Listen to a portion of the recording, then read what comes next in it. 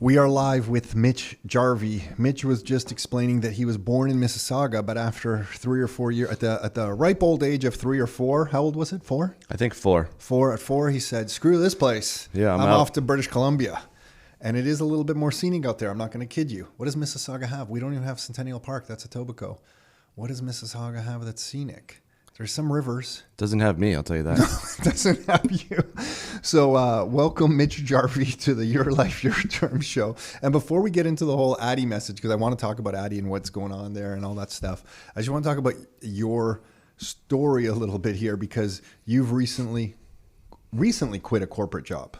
Recently, yeah, I'd say in the last 3 years. Okay, so but I know you're working with Addy now, but what goes through someone's mind to get to the point? Because you just said you're 41 years old? 40 years old. 40 years old. I'm aging you quick. Eh? Yeah, you are. 40 that was years, quick. 40 years old. How many kids? 2. 2 kids. You decide to quit the corporate job. What do you play in your mind? Like, what's happening? What's that thought process like? Like, how did you get to that point? There's a lot of things that happened to get to that point. I think at the very moment when I did it, there's a sense of anxiety, excitement, as well as, what are you going to do next? But I think if I reflect back on how I got to that point, there was a book that I read called The Family Boardroom.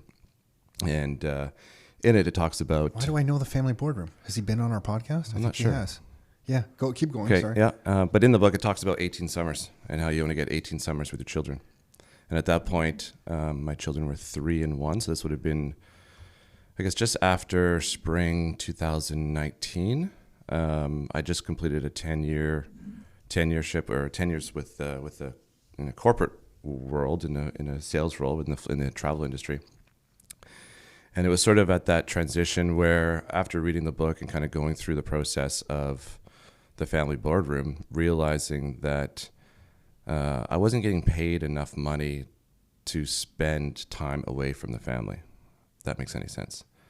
And at that point, I realized I was pretty unemployable for the amount of income that I was generating. And it wasn't shit income. It was good.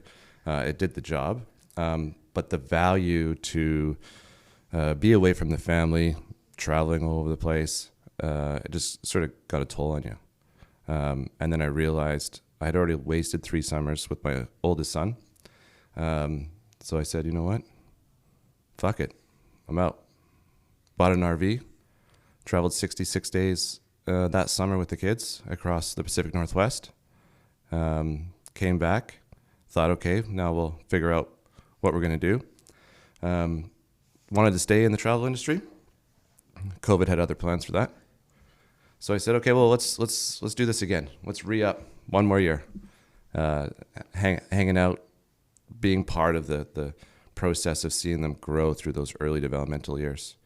And then summer of 2020, stayed in British Columbia and did another 55 days, just lake jumping, going all over the place with the freedom of with the travel trailer and the family behind us. It was amazing. Were you scared? I think everyone would be just scared of money. Were you Yeah. just scared of like running out of cash? No, not necessarily. We had a pretty good nest egg. I think, you have to get to that point where you either, and Trudeau was pretty generous at the time too. He was giving out Trudeau bucks, which, kept the gas in the truck. But my wife was also working from home, or in that case, working on the road. So we outfitted the truck with Wi-Fi and power and everything that we needed so that we had an opportunity to stay in touch and she could work. And yeah, it was a great experience. And I think when you're not necessarily going out for dinner all the time, or you're not going out with the boys, you're just spending time with the family, you really find that, the needs of money in that sort of environment are quite low, right? You can stay on vineyards and golf courses for free. You can go to a cidery and say, hey, can I stay the night on your apple orchard? And in those cases, there's no cost to the experience. It's more just whatever you can pack into the fridge. And what a great experience. Yeah. And I think that's sort of the moment in that situation where you kind of realize everything else doesn't mean anything, right? It's just about that moment in time, because you never know what's going to happen tomorrow or today. Wow. Great answer. I feel like what you're saying when we travel and I'm hanging out with my family and Nick's with his family, and every summer we go over to Croatia, we have a small place there. I'm always amazed at how little money we're spending, but I'm having the best time ever. Like, we're not spending that much money. You know, bit of groceries, we have our place. It's not the most extravagant place by any means, but it's like right up, it's a beautiful look. We're right on the Adriatic Sea. It is beautiful. But yeah, we're not like churning through bucks. You come back to Toronto, go out for dinner, hit the movies, order some stuff on Amazon. You're like, what the hell is happening? I never have stuff on Amazon. Or actually, I did order a French press from the UK Amazon site because I wanted a French press. I did order one. I'm like, will it actually arrive here? How does this work? Do I get Amazon Prime over here? But the Amazon man doesn't show up to campgrounds, we found out. So yeah, you found you learn. You're like, oh, this is how we used to live. But you're right. You just don't need that much money, and I think I forgot, like in the corporate world, it's such a classic, like I was in the rat race and like I knew I was in the rat race, but to pull yourself out of that rat race, like there's just so many fears. There's people telling you not to do it. You know, I was thinking, how am I financially going to be able to do this? What happens for me next? There's no path. There's very few Mitch Jarvis walking around sharing their path, I found. Then when you start to look and you run into different books and you meet a Mitch who says, hey, here's what I did, I find it really enlightening and it is super helpful. But when you're in the corporate world, just focused on that like next promotion, I don't know how your corporate job was, but you know, most of your life is just focused on, am I going to get that next promotion? Will my title change? Exactly. And that's just like such a, for me, it was an unfulfilling way to live. I didn't feel like my life stood for any meaning. You know, I just felt like I was just running in circles, and I was getting sick every month trying to hit a monthly quota. Pressure I put on myself. No one, you know, it was just kind of self-inflicted. But being able to step away from that and just seeing the world and then seeing the opportunities that you have, and then being able to work at something like I feel you're doing now that has meaning that maybe you believe in, then everything just feels that much better. You meet different people, life opens up, it's brighter. I'm sure some people are working in the corporate world listening to this thinking, you son of a bitch, I don't feel like that at all. But I did. They're probably early in their career. Maybe. So get out. Yeah. Get out while you can. Was that the book, The Family Board Meeting? That's Jim it right Shields? there. Yeah. So he has spoken at one of our events. Okay. Shame on me for not remembering Jim. Nick and him became buddies. They met at something in the US. He's come up and spoken at one of our events. Oh, nice. And so, yeah, great guy. And when he breaks it down into the 18 summers, when you realize that's the only, you know, summers you're going to have, I'll never forget the feeling. And that's not a guarantee either, right? So that's, I think, the one thing that I learned from that. And I've been spreading the message every chance I get. It's an easy read. It's easy to facilitate and to implement into your family. When someone, I remember when I was back at Oracle and I looked at some of the people that are older than me, and I remember learning that if they took more than 2 weeks vacation, they were going to lose some of their big accounts because, you know, they weren't committed. Yeah. So they would lose some of their big accounts. And I thought, oh my gosh, if I ever get to the point, I was in my 20s, I'm in my 40s, and I've worked like 20 years, but I can't take 2 weeks vacation to maybe go on a family vacation, or worse, like I want to go to my son's hockey game and they're like, you can't go. Like, are you not committed to this? Like, you might as well stab me right in the leg. Like, this is the worst. I just can't. And so in my late 20s, for some reason, I already was extrapolating forward and thinking this is not the life that I want to live. And I was trying to map my escape plan. Yeah. For me, I don't know if you went down this path, but I read a lot of personal development books, and I think I needed Nick doesn't need this. Nick has always had a high level of confidence, but I felt like the personal development world and those books, and I'm talking like the Tony Robbins stuff, Personal Power 2 is like an old program. Yep. I'm older than you. That was a program that me and kind of my few friends listened to like on repeat. But I felt that just gave you the confidence to believe in yourself. It was almost like the coach that you need. You're on your own team and you needed that coach in your ear.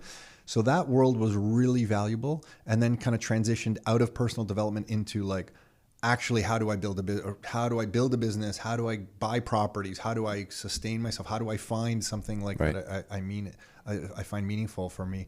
Did you ever go down the personal development book path? Yeah. You know, I think in sales specifically, you need to always better yourself because the competition is extremely high. You may be the best cold caller in the world, but there's somebody who is, Hungry. coming straight into the workforce who's going to be that much better than you. And am I willing to do 10 hours a day of hitting the pavement? Maybe at the early stages. So there's always an opportunity, Good to Great, all the other sort of books that kind of lead you through a path of professional and business improvement, but not necessarily personal improvement.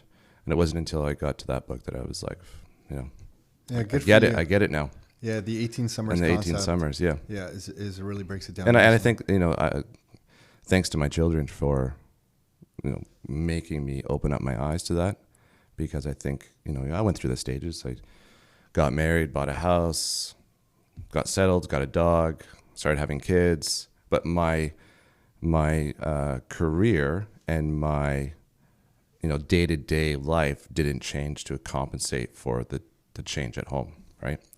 And I think I was just blessed to see the other side prior to the children getting to become 10, 12, 15 years old. So and the other side, you mean having that trip? Was it 66 days you said? Yep. That was the other side? No, the other side of what was I saying there? That's a good question. Like the corporate world, like there's another life that you could be living?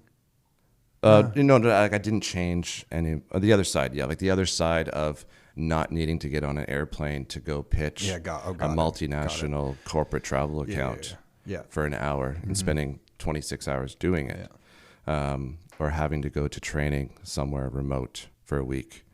These sort of things just keep adding up, and I'd come home and my daughter would be talking and I wouldn't even recognize her. Right. So that was the shift. It's like, okay, well, what's more important in this situation? Is it, like you said, what's the next title that I can get? Do I even have a chance to get to that position? Or is it what's at home, right? Like so going through all this, then how do you get involved with Addy? And I want to talk about Addy. I mean, but is it just because they're buddies? Is it the purpose of Addy that interested you? The flexibility? What brought you back to doing some kind of work? Because I feel like having an RV on an apple orchard somewhere or a winery park somewhere, that's probably a nice place to stay. Yeah. Don't come back. Just stay there. Well, they only let you stay for one night.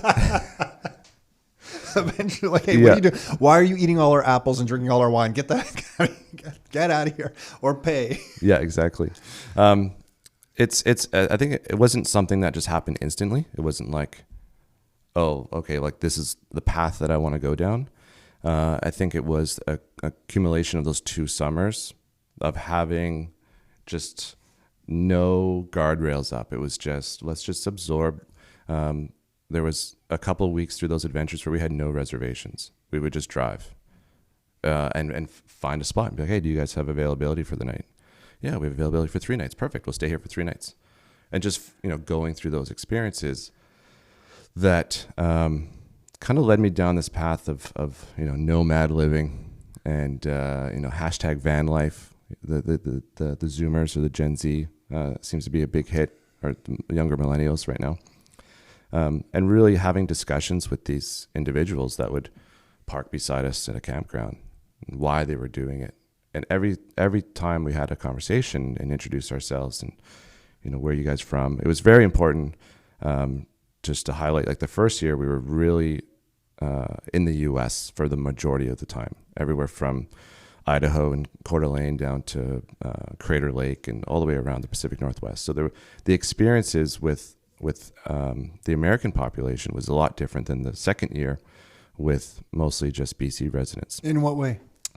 You had, it was pre-COVID, right? Oh. In 2019, the summer. But you had a lot more of the nomad lifestyle, which I don't think you necessarily get in northern BC. It's more of a, fishing trips, camping and young families. And a lot of people from Alberta would come into northern BC.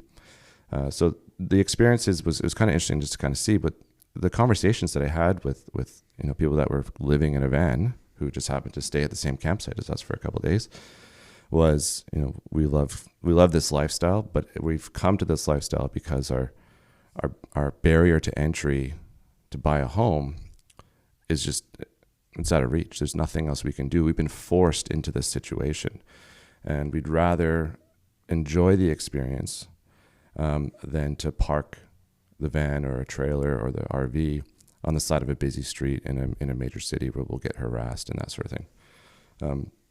So that that got me thinking. I was like, this is a bigger problem than I think everyone sort of realizes.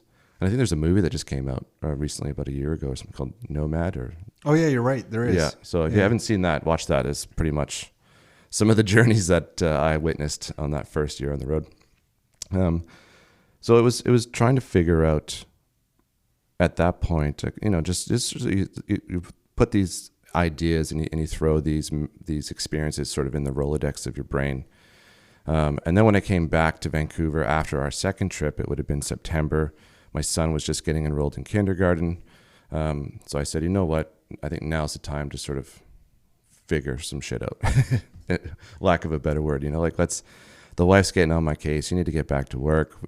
This camping lifestyle and you being at home, you built bunk beds. You're always looking for something to do. Get out of here. Yeah, I need you out. Get out. I said, okay, well, let me look. And I like the compromise. Yeah. Okay, I hear you. I will start looking for something. Hopefully someone out there has something for me to do. I don't have to build bunk beds for the rest of my life. And Sophia, if you're listening, I mean that, well, I'm not trying to downplay you there, but yeah, it was a time for me to get out of the house. So we started looking, like, where can my experience in corporate sales, similar to you probably, it's like, what can pivot, what can translate over to something else. And there wasn't really anything. The travel industry was still decimated at that point. It's still recovering now. I'm seeing a lot of job postings and things like that for the travel industry. I have some good friends that work for Air Canada, and they're getting redeployed. And I think things are sort of going in that direction. But we're already near the end of 2021. So this time, just on that note, I traveled to Europe at the end of June. And the Frankfurt airport was spooky. Everything was closed other than a little bit of food options. We had a long layover because there wasn't many connection flights over to Croatia. And so we were sitting at the gate for hours, and there was just like a creepy recording over the system saying there is a global pandemic. Oh, wow. Wear your mask. There was no one around us because it was just so empty. And it was spooky to see. But then coming back, in July, already busier, and then I actually went back again with my father for a wedding, and it was packed. And then Munich airport on the way back, absolutely rammed. So it feels like in Europe anyway, they're traveling. I don't know if that's kind of happening in North America and how busy it is here, but it seems like it's picking up again. So which is good, and I think a lot of that has to do with the leisure traveler, right? Everyone wants to get out and go to Mexico, or they want to just go anywhere, right? Yeah. It'd be interesting to see what happens in the corporate space. If organizations are still willing to send somebody across Canada or into another country. I feel like they're going to be less willing. Right. I don't know. I from my experience, on both sides, I think the person going is going to be less willing as well. And what happens? Who's liable for who if someone gets sick or whatever the case may be. So, from my experience in my time in the industry, any sort of drastic global event that has impacted the travel industry, it usually takes about 5 years to get to a full recovery. If you look at 9/11 or some of the other things. But that was one, all the events that have happened, and we're sort of going down a rabbit hole here, but all of those events that occurred were strictly targeted at the travel industry. This is completely different. It's not just the travel industry. It's everything from manufacturing to people to chip shortages to container shortages from China, like gyms, it's just, restaurants, so nail salons, could hair be 10 salons. years. Who knows, right? Yeah, it'll come back. But I digress on that side. So I started looking. I'm looking around. I'm trying to figure out, do I start my own thing? Is there an opportunity here to, continue down the coaching? I did a lot of coaching and that sort of thing. And then I remembered that back in 2018. one of my buddies from school called me up and said, "Hey, we're putting a single detached house on Trout Lake in Vancouver online to see if random Canadians would invest alongside of it, alongside each other." And I was like, "Okay, how much do you want?" He said, "You can put anything you want in." So I think I threw $5,000 at it and said, "Awesome, I own a piece of real estate, single detached house." I didn't know what the thesis was for the investment or what the exit strategy was. You trusted the guy. You just trust, it's like, okay, well, I'm all in. What do you want to do? So I remembered that. So I started going through, and then I realized that there was a large transition of change in that business. They had done that one property. It was a proof of concept. It worked.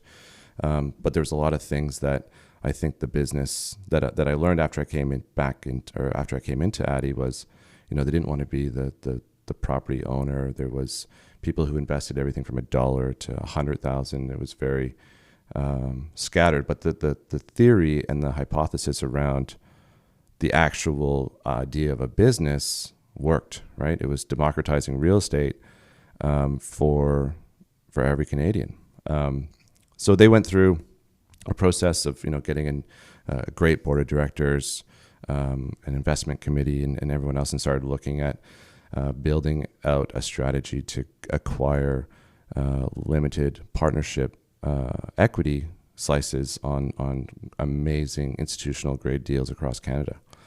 And I was like, you know what, I think I could pivot very well into this. So I took Michael Stevenson out for coffee and I said, tell me about, how are you acquiring your properties? What's your member count at? And I started drilling him like as you would as a sales leader. What are your numbers, right? He was probably like, "Get lost. Yeah. What are you doing to me?" And he's like, go ask Steve Jagger. That's not my part of the business. But he's like, okay, well, why don't you come take a look at what we're doing? Because you were friends with Mike and Steve. Correct, yeah. Okay, so you just randomly went and chatted with Mike first. Yeah. Okay. We just went for coffee and just catch up. Bit of a mentor for me at the time as well. But then I started drilling him on his numbers, and then he's like, okay, well, come back to the office. And I stood there with Steve, and I said, okay, look, well, here's what I'll do. I'll spend 30 days. I'll give you a 90-day plan of what I think you should do to achieve certain targets that you're looking at in terms of the amount of properties that you want and that sort of thing. So I did that, and then when I was done the 30 days, Steve says, why don't you just do the 90-day plan? I was like, oh, you're too lazy to go hire someone, so I'll do it. So I did the 90-day plan. We got everything ramped up. So full documentation of processes, everything sort of set up. Anyone could This is when? This would have been, I want to say March, April of this year. Got it. Yeah. March, April, I think was when we were finally done the entire plan and had everything executed. And then I said, okay, there you can plug in a monkey. You can get an idiot and just plug it in. Everything's set up. He goes, why don't you be the idiot? So I was like, okay, cool. So it was just a really amazing transition of saying, look, guys, here's from my experience and my expertise, I think this is what you should do. I'm not saying it's right. I've given you a plan. You can get a plan from somebody else, but I think this is the building blocks to success in terms of acquisitions, in terms of looking at acquisitions as more of especially from an LP perspective, as a limited partner, you're looking at it as more of a sales tactic and more of a process that way than a typical real estate acquisitions person would do, where they're really diving into the acquiring of the properties, right? So could you just, for someone who has not heard of Addy yet, can you just kind of give the high level overview, maybe kind of the members of Addy, and then the properties you're dealing with Addy, just to kind of frame that picture, because I have some questions for you around it. So at Addy, our mission is to enable every human to be a homeowner. We go by 3 core values: win-win or no deal, empathy, and curiosity. Everything we do revolves around those 3, and I can dive into what each one means. But what we're basically doing is democratizing commercial real estate and allowing any Canadian to invest as little as $1 into individual projects that have gone through a rigorous due diligence process through the Addy platform. And that's really what it is in a nutshell. So if you guys, I can become a member of Addy. You guys put the property onto the platform. If I can load up in my wallet, am I using the right language? Correct. Yeah. Yeah. In my wallet on Addy, $100. And if I like the property that I see, that you guys have loaded up there, there's probably a deadline to invest, I'd imagine. And I can say, yeah, I'll put $50 of my $100 that I have in my wallet, and I'm now part owner of that property. Correct. And then the rewards I reap for doing that are what? You become part of the equity stack of commercial real estate. So those types of opportunities typically are only reserved for high net worth individuals or institutional money. And it's a dying industry, I feel, and it needs a makeover. It's allowing, for lack of a better word, the rich to get richer, which is not necessarily a problem. But I just think that in order for the new generation to have access, just like you and I did, to real estate, there needs to be a fundamental change and a makeover of how business and transactions are completed in the industry. And that's our strong feeling, and there will be people that agree and people who don't agree with us. But it's interesting you're saying it's an industry that's dying, because I remember when we got in to real estate in a full-time way and we started investigating commercial, it kind of hit us that it's an old boys club. Like, there's this MLS system in Canada where you can see residential stuff and it's all there. Sometimes it's not the best, but it's there. If someone's selling a residential property, you can usually get the details. Everyone knows about it. Everybody knows about it. Commercial, I think we spent like 2 years assuming we just had found the website that had all the commercial properties on it. And it was someone in Kitchener that pulled us aside and said, look, all these properties here, these are all like pocket listings. We don't even call the other brokerages. Yep. We know the guy down the street, he's going to buy this property. So when this family is going to sell this building, he's going to acquire it. We just ring him up, do the deal, and it's done. I'm like, so nobody ever sees these deals? And I'm like, no, this is just like all off market. And I remember thinking, this is the biggest old boys club that I've ever seen in my life. And, these people kind of were born into that system, and I don't think they had any ill intent, but the system created this, and it has made an environment, especially for commercial. I would argue on the residential side as well, it's so difficult to buy. But definitely on the commercial side, it is next to impossible for the average individual to participate in that. So that's because they don't even know it happens. You don't even know what happens. And if you do know it happens, the barrier to entry is extremely high. You need to be the financing's difficult, right? And not just that, but you need to be an accredited investor, or you need to have your money with some sort of institutional that has access to participate in those deals. So if I put in like $50 on a property, do I get my percentage equivalent of any cash flow? I mean, revenues that come from that property? Is that paid out quarterly, annually to me? How does that work? Yeah. So for anyone who's ever participated in an LP in commercial real estate, it's very similar. Each property is completely different. We've done everything from. So this is not a REIT. I'm investing my $50 into this one specific property. Yeah, and that's where the name Addy comes from. So Addy, it's not short for Adderall, but it's the kids say it's what's your Addy? It's short for address. So we need to be. Our whole thing is being specific, and being able to obtain a specific address is part of your portfolio creation. Best way to, I think, look at it is, we're old enough to remember the iTunes revolution when, I bought my Britney Spears CD for $14. I only liked maybe 3 of the songs, right? I remember when that CD came out. I remember when that CD came out. Oh my God. Or Backstreet Boys or whatever it was. $14. 4 of the songs were good. Maybe 5, whatever it is. And then I had the Milli Vanilli cassette tape. Nice. Nice. Yeah, I don't know if that you know. Yeah, of course. Yeah. Okay. Yeah. Okay. My first, I think. Blame It on the Rain was played in my car. I can't tell you how many times. Anyway. I think my first cassette that I purchased was Crisscross, Totally Crossed Out. Oh my God. Yeah. Yeah. That or The Irish rappers, what were they called? The ones that sang Jump Jump. Oh, Everlast? Was that It was Everlast? Everlast, but he was part of another Yeah, part yeah, of the yeah, group. yeah. I forget what it was. Mine, I had one CD that I played over and over. It was, I think it was it called Pump Up the Jam? Yep. Was that a CD? I'm not something? sure. I forget, but that song, Pump Up the Jam. I won't. Is that Marky I Mark? don't- No, No, it was CNC Music some- Factory or something like that. Yeah, Yeah, I think it was. Yeah.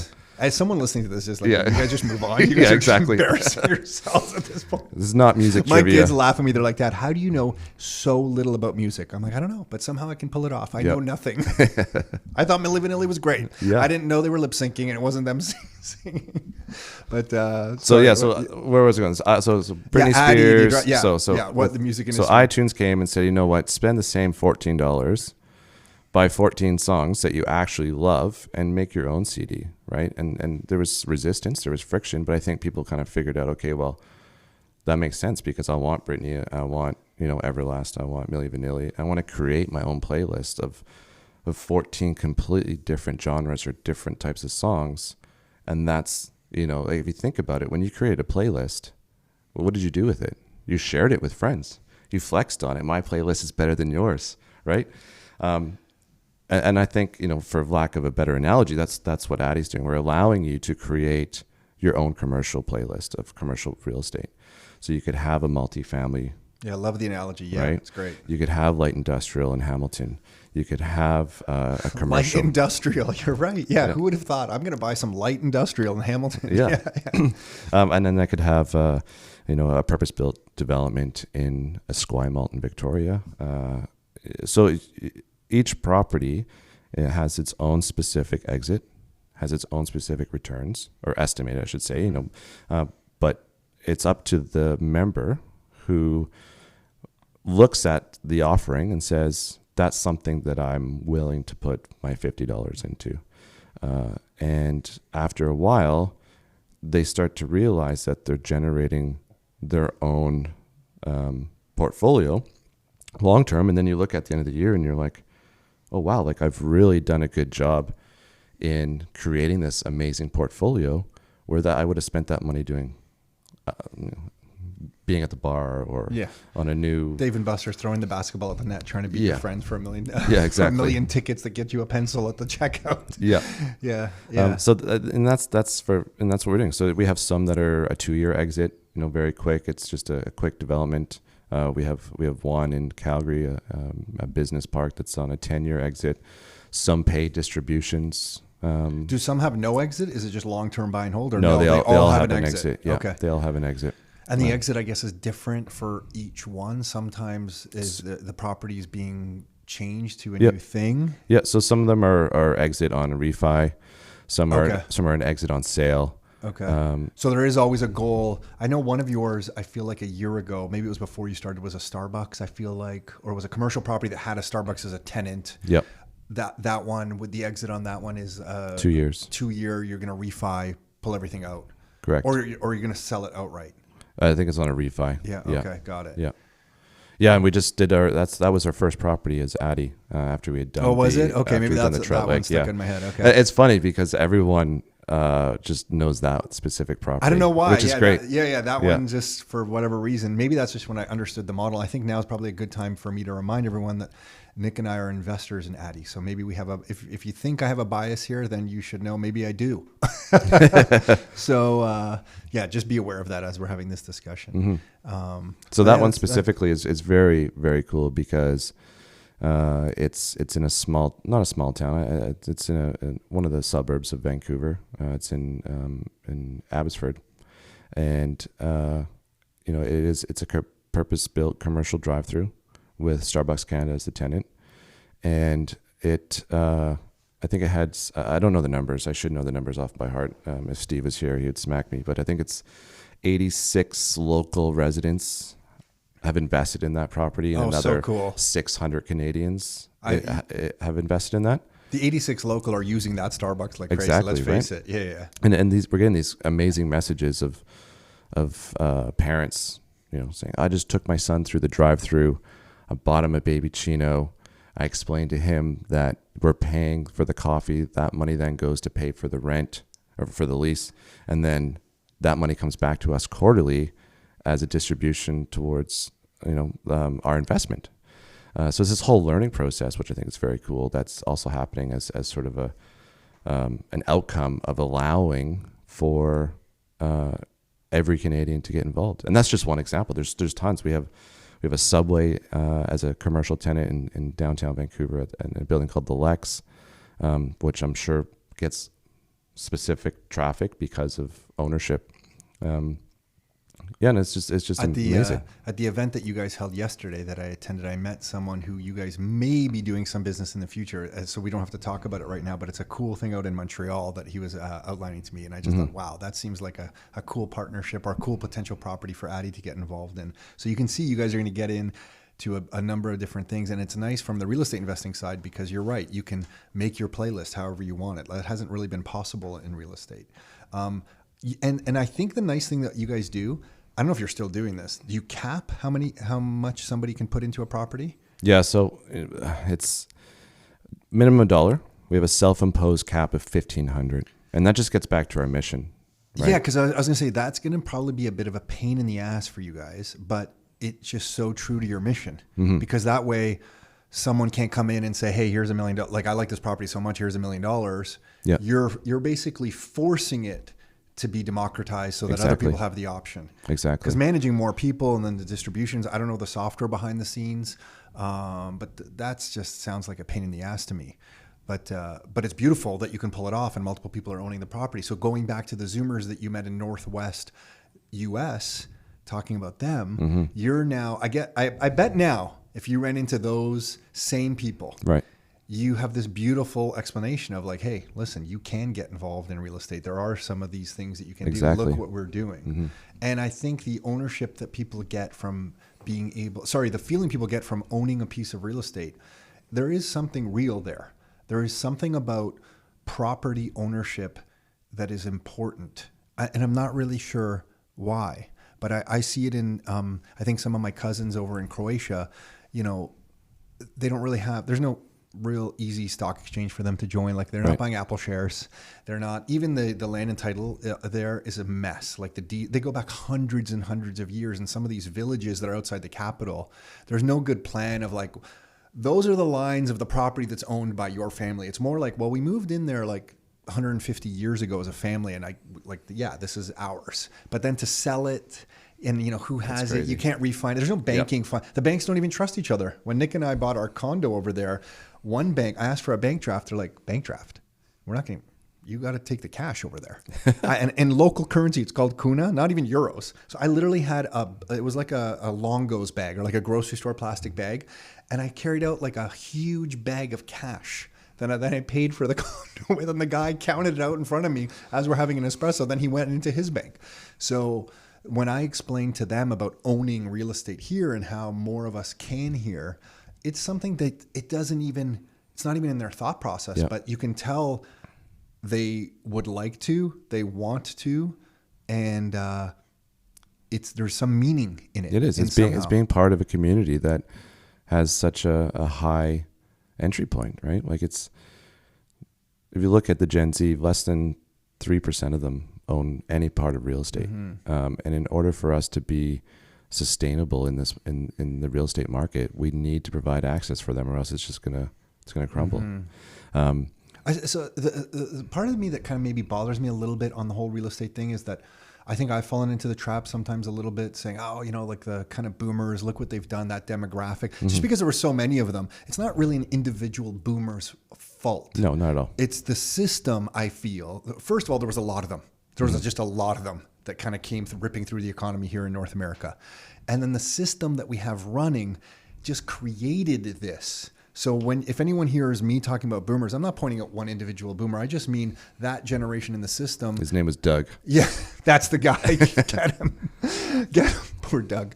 I don't know what the next few years brings. Like, I don't know if it's more Addy type things, because this feels needed. It is. Right now. It is. And I have a theory that it's as generations become, as we go through this journey and millennials become older and Gen Z or Zoomers become older, their interest in what they invest in is going to be drastically different than what we've seen in the last 20 years. It won't necessarily just be a financial return that they're interested in. They want to see societal change. They want to see building of communities. They would rather invest in something that has a smaller financial return if it meant that they were able to provide investment money towards single family homes, homes for single moms or single dads. You think so? I think that's so. coming from Zoomers that you're talking to? I believe so. And I think developers and other people in the industry are going to see that cash flow towards their equity is going to quickly become harder to get because of these questions. What's the environmental impact of this development? Is this a triple bottom line? Are you a B Corp? These are the questions that will be asked before someone. I don't even know what a B Corp is. What's a B Corp? A B Corp just stands around being able to have societal, environmental, and financial responsibility. Oh my gosh, we're so out of touch. Yeah. See? Old guy, totally out of touch. So I think, as they get towards asking that new generation for money, if, when they become, say they're an accredited investor or they get to that point, these are the questions. And you'll start to see changes in the way things are being built to sustain the requests of the investor. These are some big things you're saying. You think so. I kind of think so as well. Listen, yesterday I just interviewed Dylan LeClaire. He's 20 years old, went to business school in Vermont, dropped out, thought it was pretty useless, worked with his family's business for a year. Now he's the head of research and analytics or something like that for Bitcoin Magazine. He's 20. Wow. And I feel like the millennial generation kind of went through school thinking like this is still kind of like probably doubting it, but I guess we're still trotting along with this idea that we're going to go to school and kind of get a good job. Right. And they've come out and realized, holy crap, the job that I'm getting, especially in Vancouver or a place like Toronto, I'm not going to buy anything that I want to be buying anytime soon. But I feel like the Zoomer, it's Zoomer generation? Gen Z, Zoomer generation.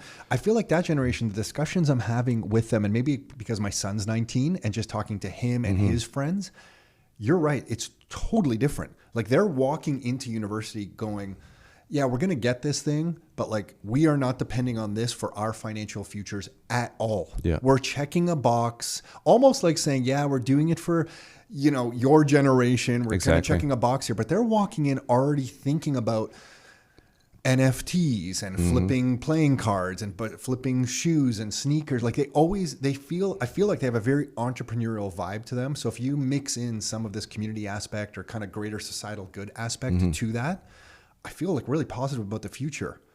So I feel like that generation is really going to have this massive impact. Yeah. It just feels like they're having completely different conversations.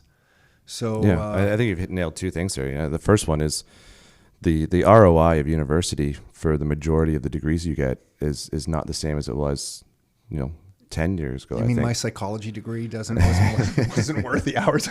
I think it was at that moment, but now if you were to go and do that, the financial responsibility to obtain that piece of paper does not provide an ROI. Agreed. I came out in the era where MBAs were still like, oh, you need to get your MBA. Like if you want to get to a senior title in a company, did you go get your MBA? At evenings or weekends, or if you were lucky enough to go full time, like it really, really mattered. And somewhere between the 90s and today, it doesn't matter at all. It's just how articulate are you? How resourceful are you? Can you research? Can you solve problems? Can you communicate both in a written format and a verbal format? Can you meet deadlines? These are the things. And I think university still teaches some of that, right? You have an essay, maybe you disagree with the topic, but you still have the deadline to hit. You have to do some research. You have to increase your vocabulary with the written word. Yep. You have to present it orally. Perhaps you have to work in teams and do team projects with some idiot who's not going to do anything. You're going to have to carry all the way, all that kind of stuff. I shouldn't say that. Life skills. Yeah. So that you're definitely getting and social skills from interacting with other people. So there's definitely an extraction of value there, but you're right. Walking out with that piece of paper saying, this is now my future. I remember in the 90s feeling so lied to. Like I felt When I came out of university and realized that my Bachelor of Science in Psychology, I went in thinking I was going to become an engineer. It pumped me out as a Bachelor of Science in Psychology. That's how my journey was. And I felt totally ripped off. And it was no one's fault but my own. I take full responsibility. But in that graduating year, when I looked around, this is the late 90s, and saw all the jobs were for like Java and Oracle and Y2K. It was like Y2K computer jobs that were paying like $1 million an hour. I remember thinking, I have spent all these years, I have zero marketable skills. And I had to rush. I paid another $13,600 for on Bay Street, where we were last night, for a school to give me in 9 months some like crash course. It was a postgraduate IT program to get some of these IT skills. But I remember thinking, holy smokes, I went through high school. I did all the right things. Went through university. I thought I did all the right things. And then I graduated, and it just hit me like a ton of bricks. Between my parking or my Go Pass and some clothes that I had to buy, and after tax, I remember thinking, I'm kind of like, this is the 90s. I'm like, am I poor? Like, I don't have a dollar to do anything extra. So that was the eye opener for me. And it really awoke me to studying real estate and saying, wait, what is it? Like, how do people even get ahead? Anyway, I'm off on a don't get me wrong. There are still, I would prefer if my doctor had a piece of paper. Yeah, your accountant, your lawyer. Exactly. There are all these professions that absolutely need it. I just mean some of these, you just don't need it. Like to do someone that's important to Addy for you guys to hire right now. I don't want to put you on the spot, but I mean, you're just probably looking for a good person that has some skills, and university might be an indicator that they do have some of those skills. Right. But you could probably meet someone who doesn't have that, and they could be equally as good. Yeah. So, yeah, I apologize for taking us on that tangent there. No, not at all. I think it's a good conversation to have for any of your young listeners. Don't drop out of school because we said so. No, but I do still think, and this is what I tell my own son, because I'm like, some of the skills that you're picking up there, you have to meet that deadline. Exactly. You don't like that professor. You think this is bullshit. Yes, this is life. Yep. Finish it off. I don't want to clap and say, oh my gosh, it's horrible. Don't do what you're doing, and it's not fair. No. Finish it off, get through it, but keep your eyes open. And if you can find something that's going to make you curious and happy and you're interested in a topic, chase it. But in the meantime, do this university thing and explore and have some social skills, play some intramural sports.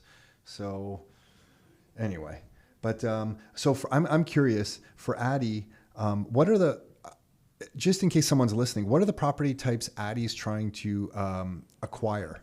Is it like, do you guys have it defined, or is it case by, does someone just reach out to you guys and say, hey, I have a property? Because I think, if I'm understanding correctly, your ideal acquisition at this point is somebody has a property, you're going to take an equity stake in the property. They're going to be left owning the property. There's some other person managing and operating the property. You guys don't want to come in there as operators of the real estate. Correct. Is there a dollar figure or a type of property in case someone's listening to this? For sure. Because you present a cash out opportunity that might be difficult, because some of these properties, if it's a light industrial, for example, it's sometimes hard to refinance a light industrial property. Correct. So you guys are solving a problem on both sides. Yep. You're offering liquidity to some people who own real estate that's often not very liquid. Yep. So is there a price point or a model, or what is it? Or just reach out to Addy and share the properties that you have, and maybe we can put it on our platform? Potentially. Let me just give you a kind of an idea of scope at the moment. So we launched a property last Friday, which was the Esquimalt property. We did a $500,000 raise, and we raised that in under 3 hours. Right. So the consumption rate of our membership is extremely high. And you've got to remember, the maximum that they can invest is $1,500, but the average is just over $400. The week before that, we did a $250,000 raise, and that was gone in 56 minutes. So we're slowly increasing our capital raises, and keep in mind, this is not a GoFundMe. This is not it doesn't sit there and just wait for funding. Everything that we put on typically is gone within a day. And as our membership continues to grow, and as we get access to more amazing deals for the members and the investors, we're finding that by the end of this year, we'll be able to do $1 million, $2 million capital raises very quickly. So saying that, ideal situation is we're looking for, at the moment, anywhere between that $1 to $2 million that we can acquire LP units in institutional grade, amazing product across Canada. We're staying now away from the smaller opportunities in the sense that we create more problems with a $500,000 or $250,000 raise through just our whole mission is accessibility, and if only 10% of our members have access, then we need to make sure that we have a higher capital raise for the future. Because you guys run into a problem of not everybody getting access. Correct. So you're kind of in this world where you need to have enough properties on the platform, but then you also need to have enough members to fund those properties. So it's an interesting dynamic you guys are battling. Yeah. And in terms of asset class, anything really. We have everything from an RV resort and campground in Northern Ontario to, like I said, light industrial to commercial space, business parks, residential, purpose-built rental, condo developments. There really isn't anything at the moment that we haven't looked at. We've looked at everything. I'd love to have, my ideal situation would to have, if anyone's listening and they're looking to build out a winery and they need some capital, and we can give our members free wine, that'd be amazing. Count me in for the winery. Yeah. The winery's an easy one. Yeah, I think you'll sell out from that one pretty quick. Yeah. We have something called an artist series, which currently has 3 properties on it. So anything that gives back to artists or has some sort of artistic nature to it. So this could be local mural support on the side of the building. Like, shit, you guys are such nice people. Holy shit, yeah, that's great. So we have an idea that we could have different series within the investment itself. So if you as an investor, as a member, really want to support local artists, we have a whole Metaverse coming out as part of our platform where you have mini props of the buildings, the properties that you invest in. There's opportunities to put skins on them with new murals that are painted. You could buy that skin and then we could give it back to the artist who did it. There's just so many different kind of opportunities that we're going down. I can see you guys have a lot of opportunities. Yeah. This is going to be interesting for you guys because I think, you are going to have to focus on what you think is right for Addy because the world is wide open to you. Because then when you're talking about Metaverse and skins for properties, that is a whole other game. It could be huge for you guys. But at the same time, you need to keep growing what you have. Exactly. Interesting battle because you guys are how old is Addy? Addy itself is, well, if you look at our first property, which was the Starbucks. Yeah. How long are we since that? that? We just celebrated the 1-year anniversary on August 15th of that launch. You need another 4 years before you put skins on the property. You stay focused on what you're doing. But it seems like a huge opportunity for sure. Yep. That opportunity is going to explode. I'm surprised you're using the word metaverse right now. Are you? Yeah. Yeah. Why do you know that word? It's our core demographic, right? Yeah, a lot of our membership, these are the things that they're asking for. These are the things that they want.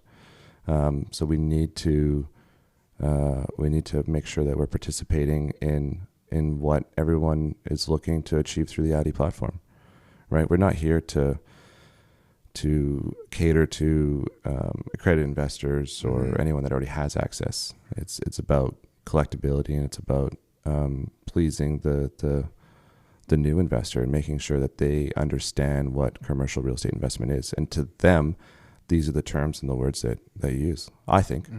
It is, for sure. Yeah.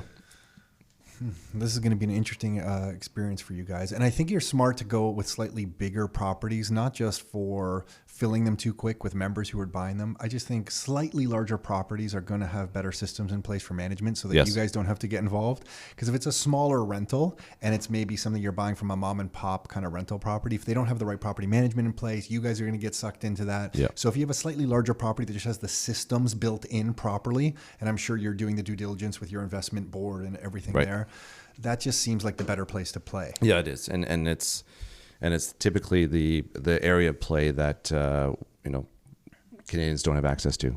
Sort of highlight what you said at the beginning of the show. These deals are off market, right? So exposing those opportunities and providing access to the Canadian population, I think.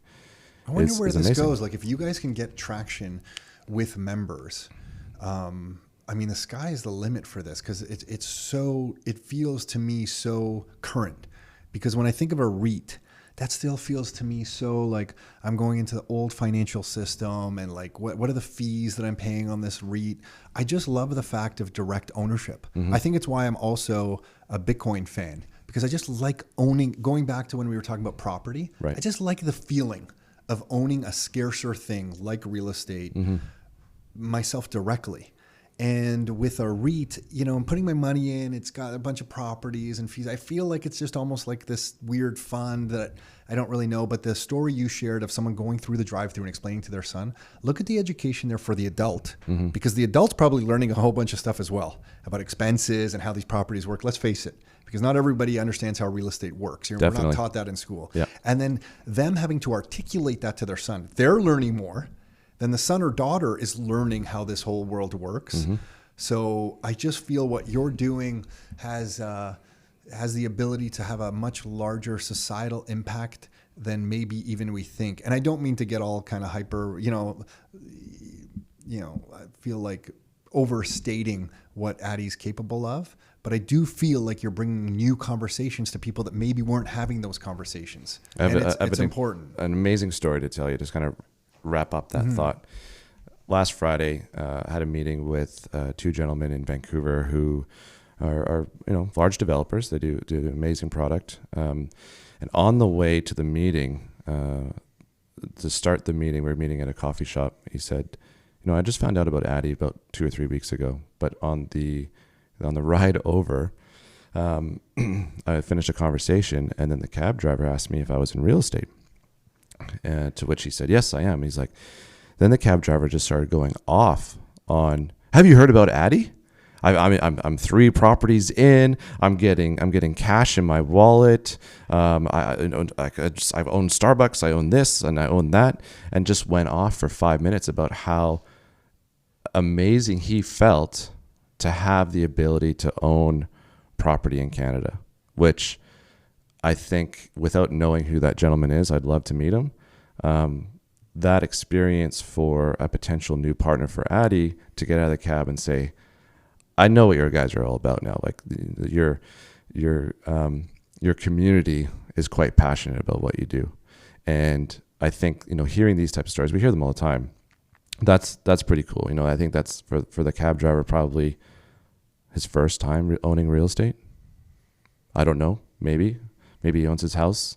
Maybe she owns her house. I don't know the logistics, but it's that sense of pride of being part of ownership society that so many of us don't have access to. Yeah. And I feel like it creates a society that has a lot of unintended consequences that are negative, because if you feel like you're working hard for your earnings, then if you can't translate any of your savings into some type of property ownership, whatever it would be, a skin in the metaverse, a physical commercial or light industrial in Hamilton, some Bitcoin, whatever, if you can't translate that into some property ownership, I just think it does something to society when people feel they cannot take what they're spending their life's energy on and putting that into something meaningful and scarce that can't be debased or inflated away. Right. And I think it's powerful. I think it's the basis for making a better community. Definitely. So, yeah. And what constitutes ownership? I don't know. Right. It's an interesting question. Everyone says they own their house. Do they own their house? Probably not. The bank probably owns their house.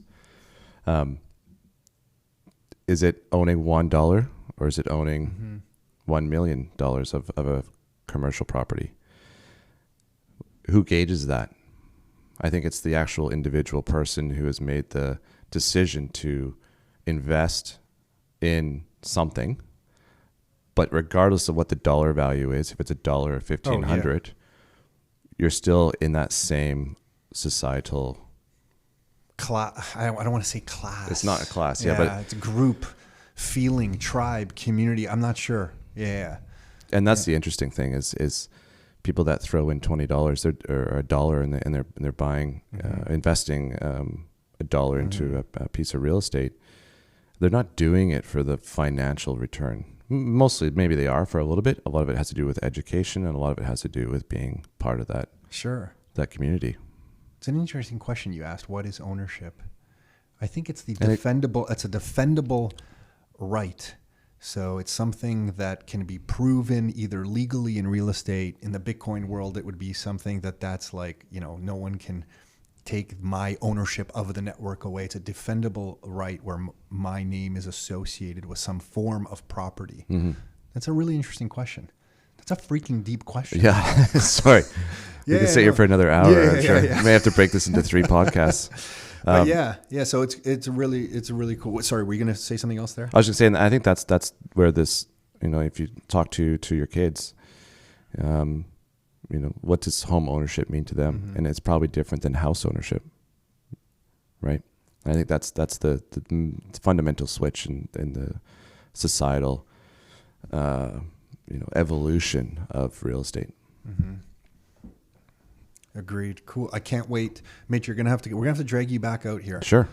Vancouver's not that beautiful. No. Mississauga, we can show you a river too. Yeah. Man. Okay. You were up on the Hamilton. You probably saw the Hamilton Mountain. Did you see how big the Hamilton Mountain was? Well, did you see the Hamilton Mountain, or did someone have to point out and say that ridge over there is funny. something we refer to as the Hamilton Mountain? It's funny you say that because I was talking to somebody at dinner, and they said, "Where are you staying?" I'm like, "Somewhere over there." Like, "Oh, on the mountain," and I was like.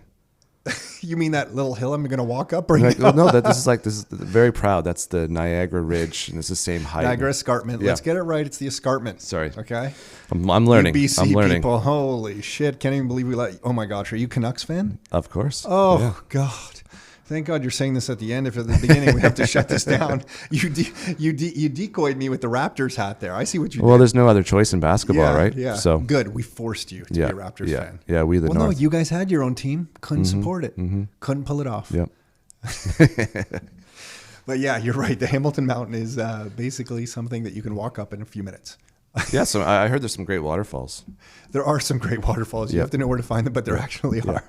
Yeah, you kind of have to know the pockets, but there are some beautiful areas around here. Okay, here you are getting me to shit on Hamilton. Hamilton's a beautiful place. Oh no, listen, anyone who knows us, trust me, knows we're a supporter of Hamilton. They know I'm joking. We've been convincing people of Hamilton for so many years that now I laugh when someone comes to me from Toronto and they said, I heard Hamilton might be a good place to invest. I'm like, holy smokes, man, you're late to the party. Yeah. But Hamilton is the gift that keeps giving.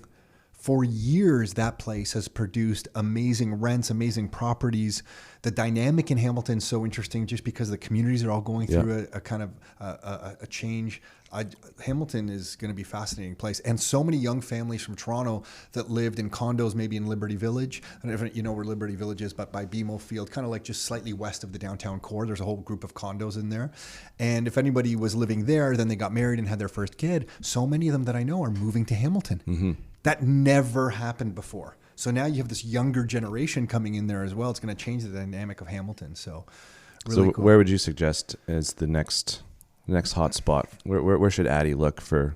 Oh man, those are secrets we're unable to tell you at this time. But no, it's kind of, we just look at transportation. Our main thing is the population growth around Ontario, just spreading both sides and north of Toronto. So then we just map our investing against the transportation routes. Right. So it's no rocket science. We look at the highways and the GO train stops. And the GO train just got through to Hamilton now. Now Hamilton. The LRT, And right before COVID, they finally extended one train a day from St. Catharines. Nice. And that area has been absolutely exploding. Yeah. So Hamilton, St. Catharines, Welland, that whole area there, Font Hill, that area is just going to continue to catch people off guard. Yeah.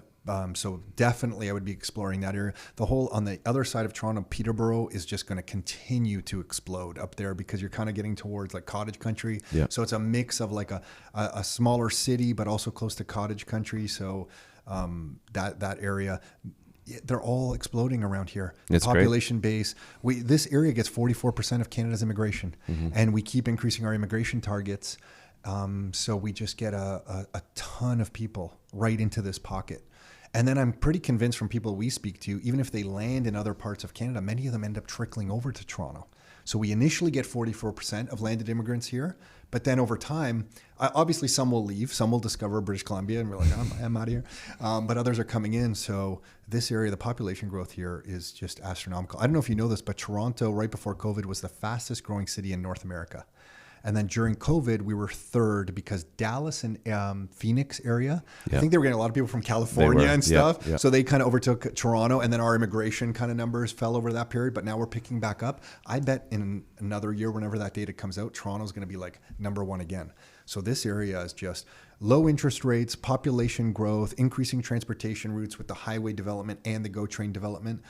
I tell everyone, I'm like, listen, if you can't make real estate work here, you're likely not going to make it work anywhere, right? You know, and I also see headlines. We'll wrap here, but I also see a lot of headlines of just the property bubble. A lot of people will say, "Oh, there's just a bubble," and I'm like, well, when the country is debasing its currency, like we don't have to get into M2 and all this kind of stuff, but when our money supply is increasing, when interest rates are low, when there's more people, not enough supply, these to me are things that are fundamental drivers. These aren't, some of them are artificially controlled. Some of the interest rates should not be as low as they are. And this goes to some of the bigger societal problems that we have that we can leave that for the next time you're here. But there's a lot of driving factors right across Canada. But anyway, we'll get off that topic. Mitch, really appreciate you being here. How does someone become a member of Addy? If they're listening and they want to become a member, where do they go? Yeah, great question. Go to addyinvest.com, sign up as a member. There's two memberships. One's a $25 annual membership, and that gives you access to every property that we launch. Our goal next year is to do 50 properties. So pretty large goal, but we feel that we can achieve that.